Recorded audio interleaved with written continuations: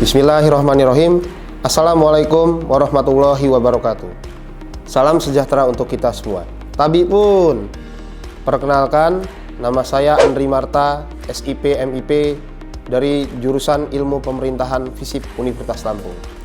Video ini dibuat sebagai syarat mengikuti sertifikasi dosen tahun 2025. Video ini disyaratkan untuk pengisian PDD UKTPT sertifikasi dosen tahun 2025. Mata kuliah yang saya ajarkan pada hari ini adalah mata kuliah pelayanan sektor publik.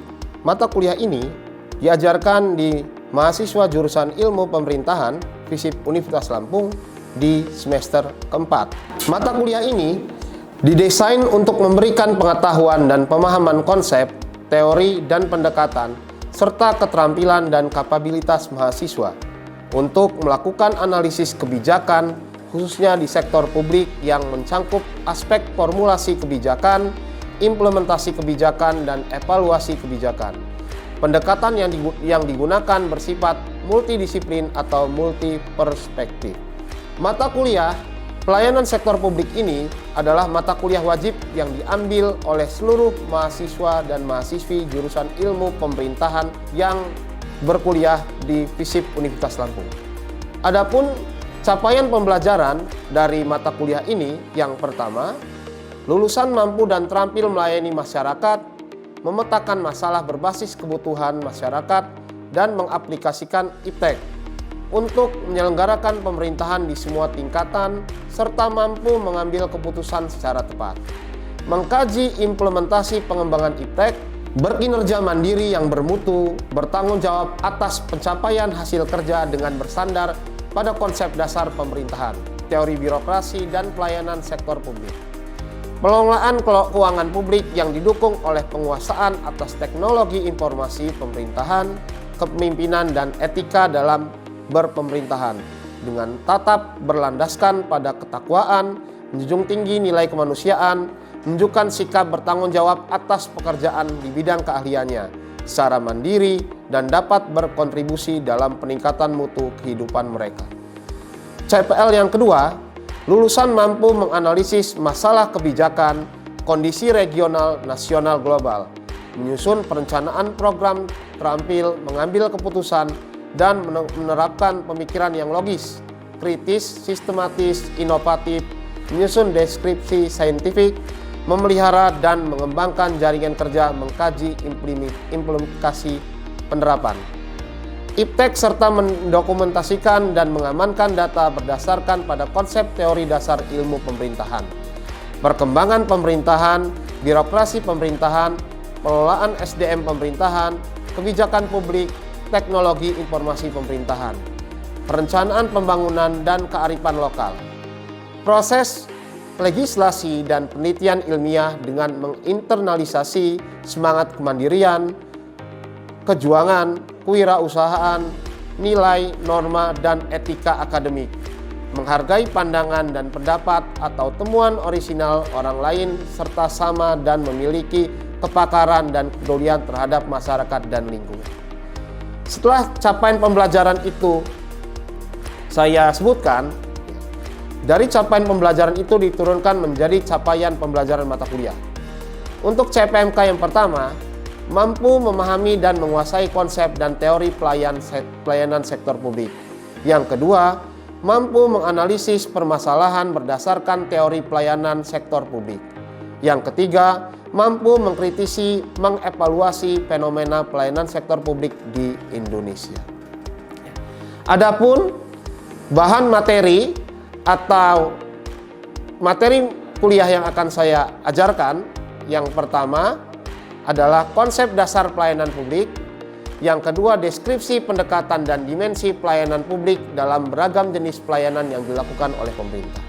Yang ketiga, isu dan potret buram pelayanan publik. Yang keempat, model dalam pelayanan sektor publik dan jenis-jenis level pelayanan publik.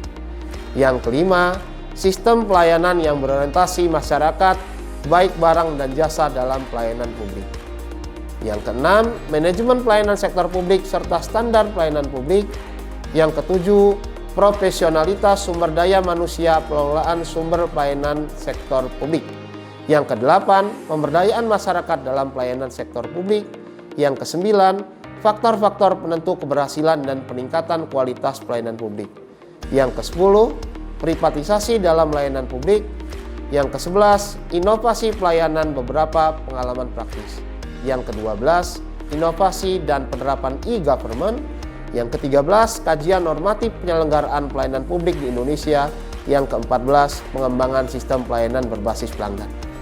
Sumber referensi yang digunakan dalam proses perkuliahan ini, yang pertama ada Mustanir Ahmad tahun 2022, Pelayanan Publik, Pasuruan, penerbit Kiara Media. Yang kedua, Duyanto Agus dan kawan-kawan tahun 2021, mewujudkan good governance melalui pelayanan publik, Gajah Mada University Press.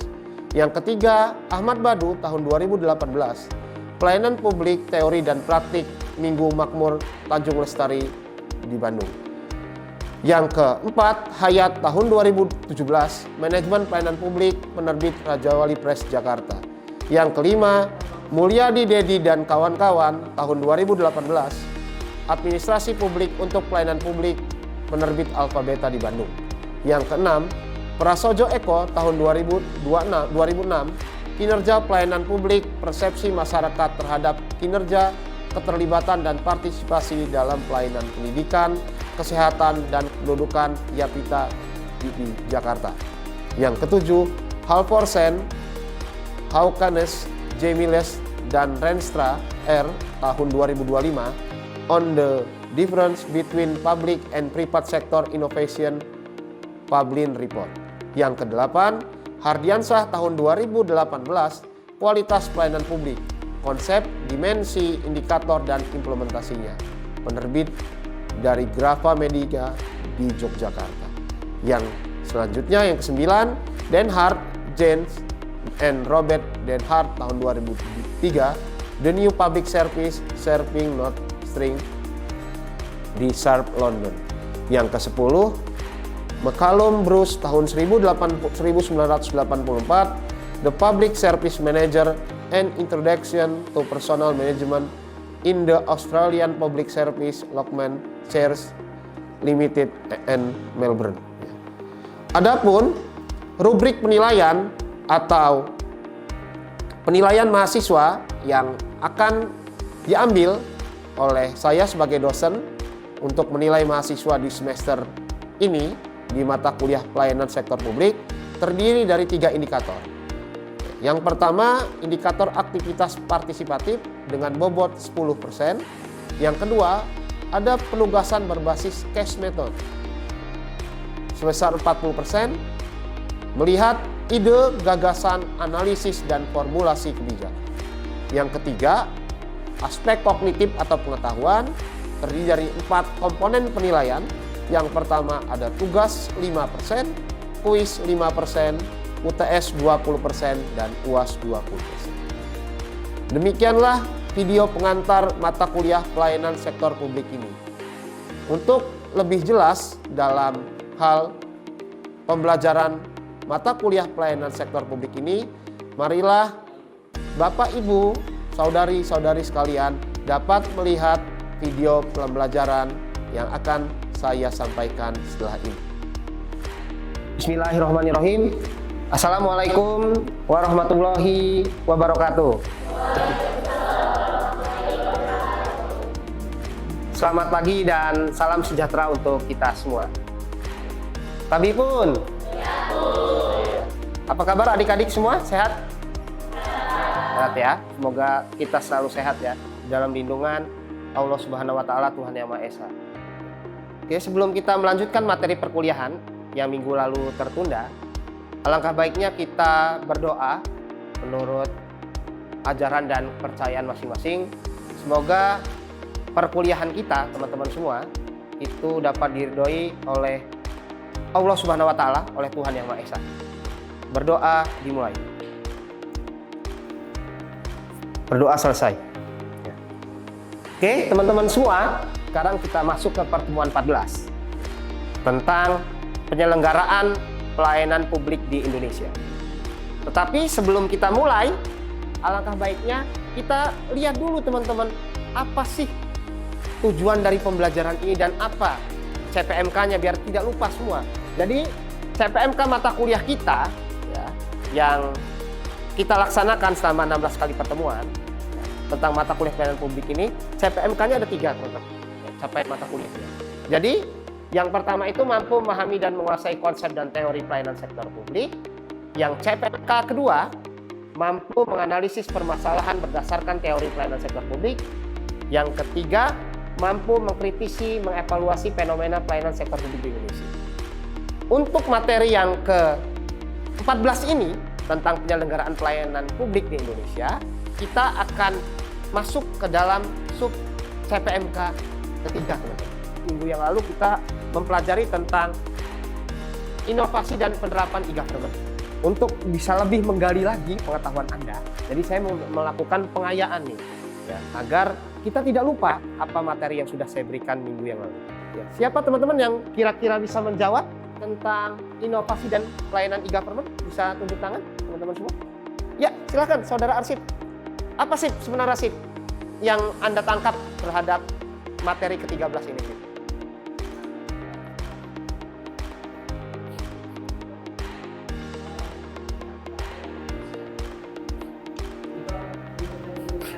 Kurang. Ini bisa membantu dalam hal pelayanan sektor publik untuk menjadikan pelayanan kepada masyarakat itu baik. Oke. Pelayanan apa sih tadi? Akuntabel dan efisien. Akuntabel berarti dia bisa dipertanggungjawabkan teman-teman semua. Ya. Jadi pelayanan publik itu harus bisa dipertanggungjawabkan. Ya. Maksudnya apa? Kalau kita buat KTP tidak ada biayanya, ya dalam pengaplikasiannya tidak ada pembiayaan. Ya. Oke, bagus sekali Arsip ya. Oke, teman-teman, siapa lagi yang mau menjawab pertanyaan dari saya yang untuk ini? Oke, silakan. Siapa namanya Mbak? Iya, silakan Alia ya. Jadi di minggu kemarin itu dibahas terkait inovasi dan penerapan e-government itu sendiri. Jadi kenapa sih diterapkan e-government itu? Yang pertama karena untuk meningkatkan kualitas pelayanan publik tersebut. Jadi agar masyarakat itu lebih mudah mengaksesnya. Kemudian tadi akuntabilitas dan juga lebih transparansi. Kemudian efisiensi baik waktu dan biaya. Terus peningkatan partisipasi masyarakat juga. Jadi agar lebih mudah. Kemudian modernisasi pemerintahan. Modernisasi pemerintahan. Oke. Jadi pemerintahan itu tidak boleh kaku lagi adik-adik semua. Tidak boleh lagi sebagai aktor tunggal. Artinya pemerintahan itu tidak boleh semena-mena dalam hal pelayanan publik. Jadi pemerintah kalau dahulu kan dalam urusan yang super power kan kita tidak bisa lewat jalur harus lewat pemerintah. Ya. Kita mau buat internet, misal kita mau masang internet harus lewat Telkom, lewat IndiHome teman-teman semua. Tapi sekarang provider internet luar biasa sekali kan. Sudah ada Bisnet, sudah ada XL kan, sudah ada Eranet dan lain sebagainya lah. Ya. Jadi materi kita minggu lalu itu menyatakan bahwa fenomena ya, implementasi e-government itu sangat berguna dalam pelayanan sektor publik ini. Paham sampai sini adik-adik? Oke ya. Setelah kita teman-teman semua memahami atau mengulas minggu ke-13 ini, kita akan masuk ke minggu ke-14 ya. Jadi minggu ke-14 ini teman-teman semua dalam RPS yang saya buat, kita akan melihat bagaimana sih penyelenggaraan pelayanan sektor publik di Indonesia. Baik sebelum adanya Undang-Undang Pelayanan Publik, Undang-Undang nomor berapa? Tentang pelayanan publik. Oke, saya sudah paham semua sebenarnya ya. Undang-Undang Pelayanan Publik itu Undang-Undang nomor 25 tahun 2009. Tapi kita lihat nanti teman-teman. Ya, mengapa sih kok harus ada keluar Undang-Undang Pelayanan Publik? Gitu. Kenapa enggak tetap tidak perlu ada undang-undang itu? Ya, kita lihat di sini nanti teman-teman semua ya. Jadi materi saya hari ini kita ada tentang diskusi ya. Nanti kita adakan tanya jawab, lalu ada tentang penugasan, nanti di akhir ada tugas teman-teman yang harus teman-teman kerjakan secara individu. di rumah masing-masing ya. Lalu nanti materi kuliah ini ya dan tugas bisa Anda upload di Siakadu maupun di akun Piklas masing-masing. Ya, oke. Jadi kita mulai teman-teman semua di bab penyelenggaraan pelayanan publik di Indonesia. Oke, adik-adik semua ya. Kita masuk ke materi tentang penyelenggaraan pelayanan publik berdasarkan Undang-Undang Pelayanan Publik nomor nomor 25 tahun 2009 tentang pelayanan. Ya. Materinya ini teman-teman semua ya. Nanti materinya bisa Anda lebih lengkapnya Anda lihat di Fiklas teman-teman semua ya. Jadi saya inti-intinya saja ya agar yang penting CPMK-nya bisa terlaksana teman-teman semua. Ya. Ada gambar sakit perut, obatnya sakit kepala misalnya gitu kan. Sesudahnya ini baru good sakit perut. Ya. Oke, teman-teman semua, saya ingin bertanya lagi. Apa sih perspektif dari gambar di atas ini teman-teman semua? Ya. Silahkan tunjuk tangan, ada yang bisa? Saya, Pak. Oh, siapa dek? Nama Anda? Yolanda. Oh, Yolanda. Oke, silahkan Yolanda. Apa yang bisa Yolanda tangkap dari gambar ini? Oke, menurut saya sih terlihat dari gambar itu kan ada dua gambar. Yang pertama tuh di sebelumnya itu terlihat bahwa ada suatu antrian panjang dalam pelayanan di rumah sakit, pelayanan kesehatan. Itu kurang efisien dan penanganannya kurang baik karena terlihat itu sakitnya sakit kepala tapi yang diberi malah obat sakit perut. Jadi dalam penanganannya kurang efisien dan tidak sesuai dengan apa yang dibutuhkan masyarakat. Terus ada gambar yang sesudah itu terlihat pelayanannya lebih baik dan efisien karena terlihat juga dari situ bahwa obat yang diberikan telah sesuai gitu Pak. Jadi sesudahnya jadi pelayanan dalam kesehatannya sudah lebih baik seperti itu. Pernah nggak ngalami Yolanda hal seperti ini Yolanda? Pernah. Pernah ya? Pernah. Oke, terima kasih Yolanda. Yolanda melihat bahwa antriannya luar biasa kan sampai-sampai dia salah diagnosis obat teman-teman. Kalau kata perspektif Yolanda kan. Tapi setelah ada reformasi pelayanan atau ada perbaikan pelayanan, jadi akhirnya jadi bagus kan? Ketawa teman-teman dia kan. Untuk gambar kedua, teman-teman semua. Ini gambarnya bukan gambar rumah gadang teman-teman semua ya. Ini hanya ilustrasi kita saja ya. Ada yang bisa teman-teman menjawab atau bisa menjelaskan pernyataan ini? Saya, Pak. Oh iya, siapa namanya Mas? Raden, Pak. Oh Raden, ya, silakan Raden. Kalau misalkan dari gambar yang saya lihat itu menunjukkan di mana seorang kepala jorang yang membantu pelayanan KTP, PBB, dan kartu keluarga yang dilakukan di dalam rumah adat itu administrasinya, Pak. Iya, Pak. Oke. Ya. Jadi kalau kita lihat teman-teman semua, ini semacam calo ya? Ya. Iya. Ya. Iya, Pak. Ya kan? Jadi dulu ya, sebelum adanya Undang-Undang Pelayanan Publik teman-teman semua, ya. Orang itu seakan-akan berlomba untuk mencari keuntungan. Ya. Dah, buat KTP sama saya aja katanya. Buat kakak sama saya saja. Gitu kan? Pokoknya Pak, Bapak duduk aja, diem Pak. Kalau sekarang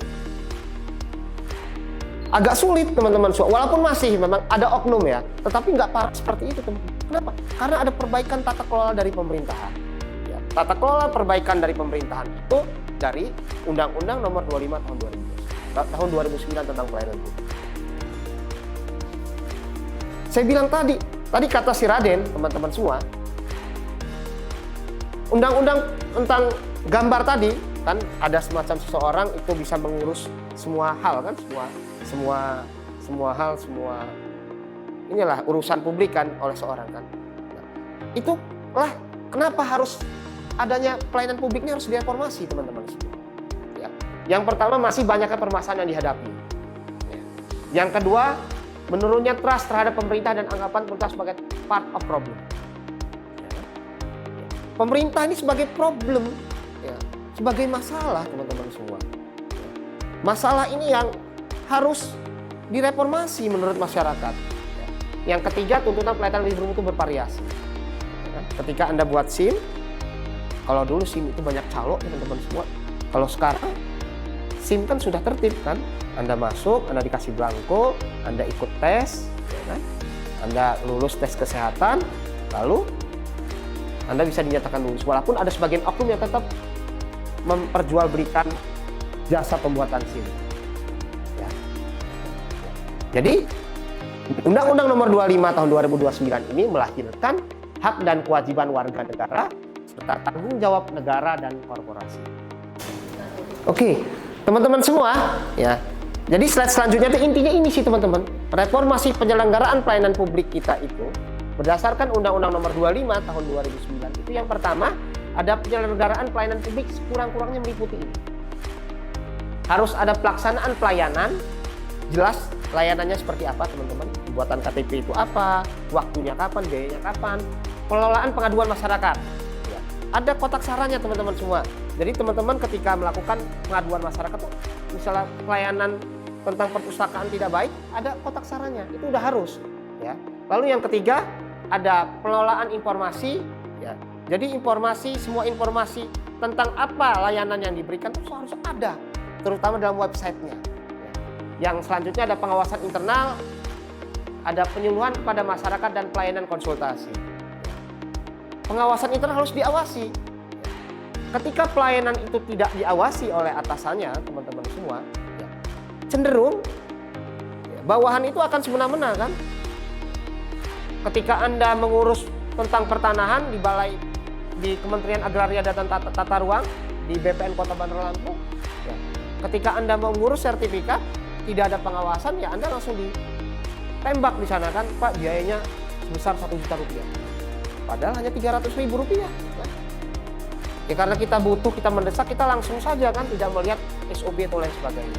Dan harus adanya pengawasan ya dari pihak internal teman-teman semua. Penyelenggaraan dan seluruh bagian organisasi penyelenggaraan bertanggung jawab atas ketidakmampuan pelanggan dan kegagalan dalam pemerintah. Jadi semuanya harus bertanggung jawab terhadap pelayanan publik itu sendiri teman-teman. Ya. Lalu ada service provider, penyelenggara. Jadi siapa sih penyelenggara pelayanan publik itu? Ya, penyelenggaranya adalah pelayanan publik setiap institusi penyelenggara negara, korporasi, lembaga independen yang dibentuk berdasarkan undang-undang. Ya.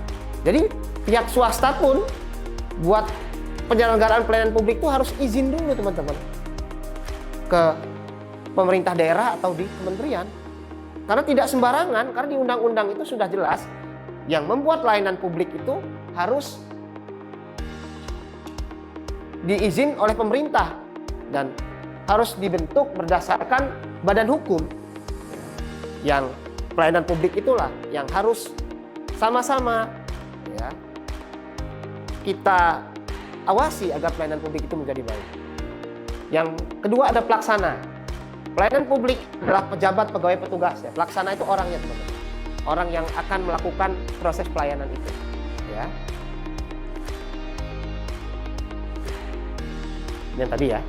Nah, ya, saya bilang tadi, ketika layanannya sudah jelas, ketika informasi sudah jelas, pasti harus sudah ada biayanya, teman-teman. Ini yang paling krusial, teman-teman. Ketika Anda kelurahan, Anda ngurus surat keterangan tidak mampu, Anda bingung kan ditanya sama Pak Lurahnya kan? Anda selesai dipengertikan, ditanya, bagaimana ini, Pak, biayanya? Mereka ngomong seikhlasnya, bingung kan kita seikhlasnya. Kadang kita ngasih 10.000 kurang, kadang kita ngasih 20.000 kurang. Kan? Jadi harus jelas, jadi pelayanan ini gratis. Kadang gratis saja masih ada oknum yang minta kan. Jadi biaya ini sangat penting dalam hal pelayanan publik. Lalu ada pengaduan, saya bilang tadi, teman-teman semua, harus ada kotak saran, kotak pengaduan. Jadi kita nggak bisa di semena-mena lagi teman-teman semua. Ya. Pemerintah Provinsi Lampung kemarin buat aplikasi namanya Lampung In. Lampung In itu sarana pengaduan bagi masyarakat, langsung ditangani oleh Pak Gubernur kita, Pak Gubernur Mirza. Jadi ketika Anda mau, Pak, tolong Pak, jalan di Lampung rusak, ya, langsung masuk ke kanalnya Pak Gubernur akan menindaklanjuti teman-teman semua. Ya. Ini jenis-jenis sanksinya teman-teman. Ya, sanksinya ada sanksi tertulis, ya, sanksi pembebasan dari jabatan, penurunan gaji, penurunan pangkat, pemberhentian dengan hormat, pemberian tidak dengan hormat. Oke, ya. Sampai saat sini ada yang ingin ditanyakan tentang perkuliahan kita? Iya, siapa namanya, Dek? Ya, Andrian. Mega. Ya, kenapa Mega? Izin ya Pak sebelumnya. Sebenarnya saya melihat katanya ada banyak masalah pelayanan publik di masyarakat. Kira-kira apa saja sih Pak masalahnya ini? Oke. Sebenarnya pertanyaan dari siapa Dek namanya? Sebenarnya Mega ini mengulang dari apa yang sudah kita pelajari teman-teman semua. Ya. Masalah yang pertama sih sebenarnya dari pegawainya teman-teman semua. Ya. Pegawai yang melayani pelayanan publik itu kadang tidak sesuai dengan SOP karena SOP-nya nggak ada. Kadang tidak ramah, kadang semau-mau masuknya kan. Ya. Apa deh? Lambat katanya kan. Ya. Oke, teman-teman, selain dari Farika tadi yang sudah menjelaskan tidak ada transparansinya Pak dalam masalah pelayanan publik ini. Siapa lagi kira-kira yang bisa membantu saya dan teman-temannya dalam menjawab pertanyaan Friska? Siapa Dek namanya Dek? Friska, oke. Silakan Friska.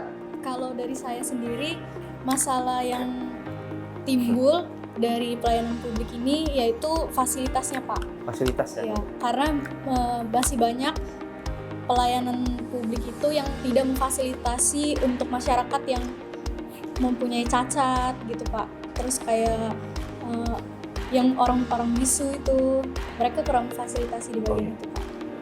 Fasilitasnya ya teman-teman, ya fasilitasnya kadang tidak ada unsur ini, tidak ramah disabilitas misalnya. Ya. Tapi yang paling utama sebenarnya faktor pengawasan teman-teman semua. Faktor pengawasan dalam pelayanan publik itu. Ya. Karena faktor pengawasan itu sangat penting dalam hadirnya pelayanan publik. Ya. Karena saya ibaratkan pelayanan publik ini seperti birokrasi teman-teman semua. Birokrasi ini saya ibaratkan seperti orang yang sedang mandi. Kalau orang yang sedang mandi, kalau kita mandi ya dari atas, otomatis seluruh tubuh kita akan bersih kan?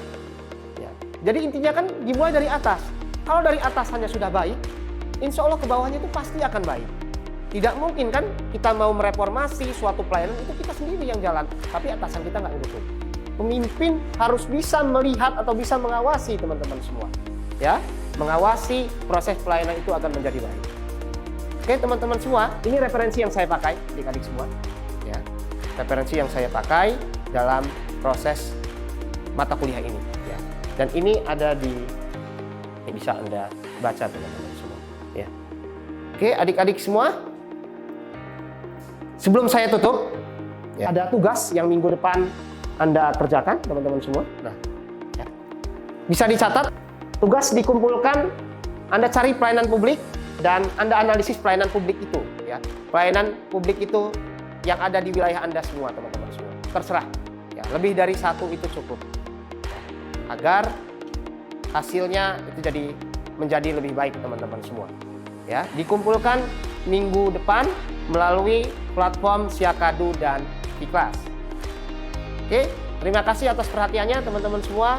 Semoga kita selalu sehat, ya. Semoga kita selalu diberkahi oleh Allah Subhanahu wa taala, oleh Tuhan Yang Maha Esa. Ya, saya akhiri perkuliahan kali ini. Wabillahi taufiq wal hidayah. Wassalamualaikum warahmatullahi wabarakatuh. Demikianlah video pembelajaran ini saya buat. Semoga bermanfaat bagi kita semua yang menonton dan memperdengarkannya. Sebelum saya tutup video pembelajaran ini, saya mengucapkan terima kasih kepada para pihak yang telah membantu dalam video pembelajaran ini, dari Dekan FISIP Universitas Lampung, Ketua Jurusan Ilmu Pemerintahan FISIP Universitas Lampung, teman-teman rekan sejawat, teman-teman mahasiswa, dan para pihak yang tidak bisa saya sebutkan persatu. Terima kasih atas perhatiannya. Saya akhiri. Wabillahi taufiq wal hidayah. Wassalamualaikum warahmatullahi wabarakatuh.